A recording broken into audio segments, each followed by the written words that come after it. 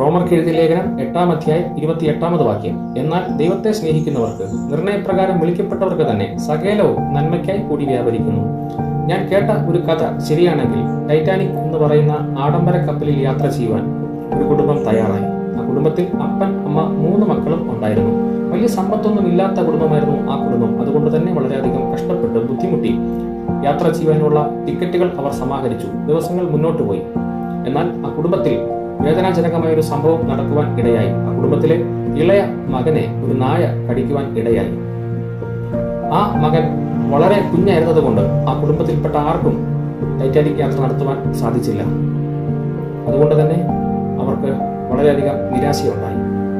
Titanic യാത്രയിലെ വിസ്മയകരമായ കാഴ്ചകൾ, ബൃഹത്തായ അനുഭവങ്ങൾ അവർക്ക് ലഭിക്കില്ലല്ലോ എന്നോർത്ത് ആ കുടുംബം ഒന്നടങ്കം കഷ്ടബോധത്തിലൂടെ, വേദനയിലൂടെ ചില ദിവസങ്ങൾ കടന്നുപോയി. എന്നാൽ ചില മാസങ്ങൾ കഴിഞ്ഞ് അവർ കേൾക്കുന്ന വാർത്ത ഇങ്ങനെയായിരുന്നു: ടൈറ്റാനിക് എന്ന് പറയുന്ന വലിയ ആഡംബര കപ്പൽ സമുദ്രത്തിൽ മുങ്ങിപ്പോയി എന്ന്. ഇത് കേട്ട മാത്രമേ ആ കുടുംബത്തിന് ആശ്ചര്യം തോന്നി. തങ്ങളുടെ മകനെ ആ നായ കടിച്ചത് എത്ര നന്നായി എന്ന് തോന്നി. തങ്ങളുടെ കുഞ്ഞിന്റെ കാലിൽ ആ മുറിവ് വന്നതും അന്ന് വേദനയിലൂടെ, നിരാശയിലൂടെ, നഷ്ടബോധത്തിലൂടെയൊക്കെ കടന്നുപോയത് എത്ര നന്നായി എന്നവർക്ക് തോന്നി.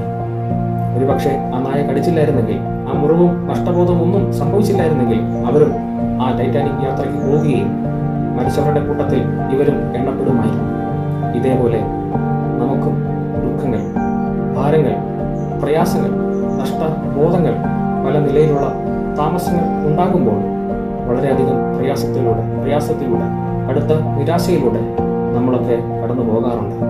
എന്നാൽ നാം അനുഭവിക്കേണ്ടി വന്ന ഈ കഷ്ടങ്ങളും വേദനകളും നിരാശകളും നഷ്ടബോധങ്ങളും നമ്മളും നമ്മുടെ തലമുറയുടെയും ന്യായമായ കാര്യങ്ങൾ നടക്കാതെ വരുമ്പോൾ വല്ലാത്ത നിലയിലുള്ള ആവലാതിയും ആശങ്കയും നഷ്ടബോധമൊക്കെ ഉണ്ടാകാറുണ്ട്. ചില ഹോസ്പിറ്റൽ വാസമൊക്കെ നടത്തുമ്പോൾ ഭീമമായ സാമ്പത്തിക തകർച്ചയിലേക്ക് നാം പോകാറുണ്ട്.